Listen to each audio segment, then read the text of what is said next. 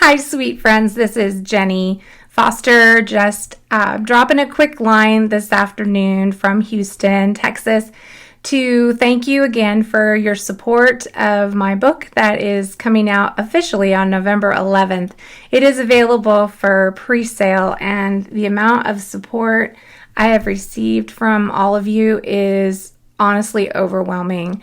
So thank you, everyone. I have been asked if I'm going to read a book chapter, if I'm going to read an excerpt of the book at some point from Natty's Pond, but I am going to have to work myself into that a little bit at a time. So today I just wanted to take a minute to actually start at the end and to acknowledge one of the last paragraphs in the book. It's after the story is over, but I want to take a minute to recognize something called perinatal hospice.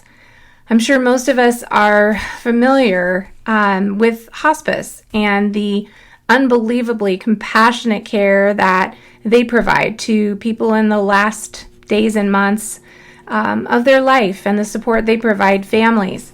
Well, perinatal hospice does just the same thing, but it is designed to support the unborn, the very smallest human, as they attempt to complete a pregnancy after being given what is usually called a life-limiting diagnosis. They're not expected to either make it to term and be delivered, or when they're born, these babies are often expected to survive for minutes, hours, or days.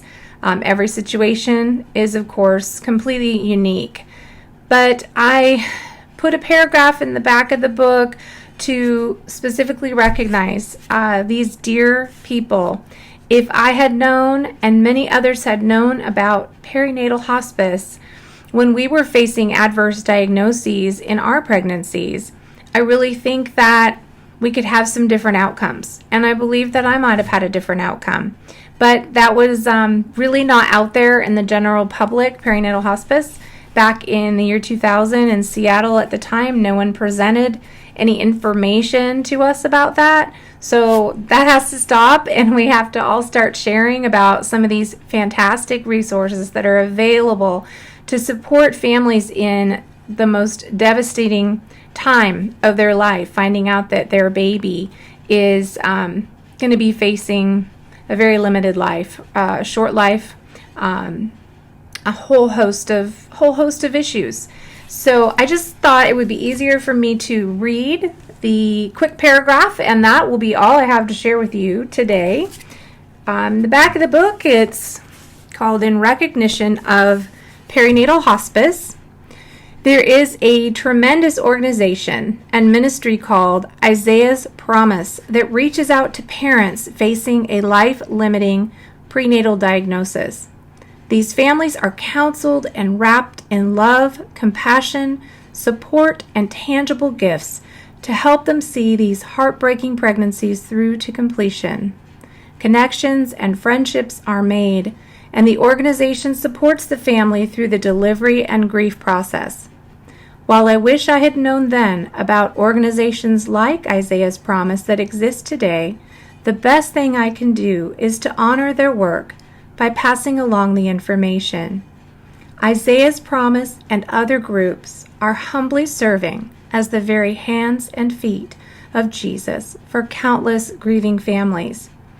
Other resources and web links on the topic of perinatal hospice and neonatal palliative care are listed at the end of this book. There you will also find an extensive bibliography, as well as a list of books and websites on the topic of healing from abortion. So, not a light subject. Some people might say, wow, why are you starting with something so heavy? But for those of you who are choosing to read the story or share it with someone else, I know Natty's Pond is not an easy story, but it's my story. And I know that it is the story of countless other women, families, husbands, boyfriends, girlfriends. I mean, it's so many people, and I'm really honored and humbled to be able to put words to the silence and the secrecy that often surrounds these lost infants and babies. Many of them are lost to abortion. Abortion is often recommended as the first consideration.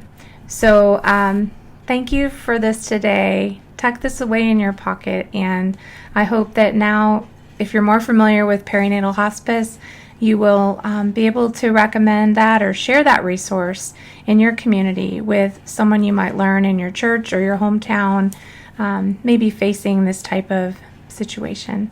So God bless you. I hope you have a wonderful rest of your day, and thank you for stopping by. Bye-bye.